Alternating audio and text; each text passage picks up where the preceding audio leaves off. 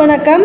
Congress MP ராகுல் காந்தி வயநாடு தொகுதியில் போட்டியிடும் நிலையில் அவர் பின்தங்கி இருப்பதாக உள்ளூர் ஊடகம் ஒன்று கருத்து கணிப்பு வெளியிட்டிருப்பதாக தகவல் வெளியாகியுள்ளது. கேரளாவில் உள்ள ஸ்டார் தொகுதி வயநாடு என்பதும் இங்குதான் ராகுல் காந்தி போட்டியிடுகிறார் என்பதும் தெரிந்தது. அவரை எதிர்த்து கம்யூனிஸ்ட் கட்சி சார்பில் ஆனி ராஜா என்பவர் போட்டியிடுகிறார் என்பதும், அதேபோல பாஜக சார்பில் சுரேந்திரன் என்பவர் போட்டியிடுகிறார் என்பதும் குறிப்பிடத்தக்கது.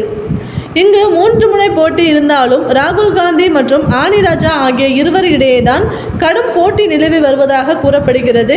கடந்த 2019ஆம் ஆண்டு ராகுல் காந்தி சுமார் 7 லட்சம் வாக்குகள் பெற்று 5 லட்சம் வாக்கு வித்தியாசத்தில் வெற்றி பெற்ற நிலையில் இந்த முறையும் அவர் வெற்றி பெறுவார் என்றுதான் ஆரம்ப கட்ட கருத்து கணிப்புகள் இருந்தன. ஆனால் ஆனி ராஜா செய்து வரும் தீவிரமான பிரச்சாரம், முதலமைச்சர் பினராயி விஜயன் ராகுல் காந்தி மீது வைக்கும் நேரடி குற்றச்சாட்டு ஆகியவை காரணமாக ராகுல் காந்திக்கு வாக்கு சதவிகிதம் குறைந்து வருவதாகவும் தற்போது அவர் பின்னடைவில் இருப்பதாகவும் உள்ளூர் ஊடகம் ஒன்று கருத்து கணிப்பு வெளியிட்டுள்ளது.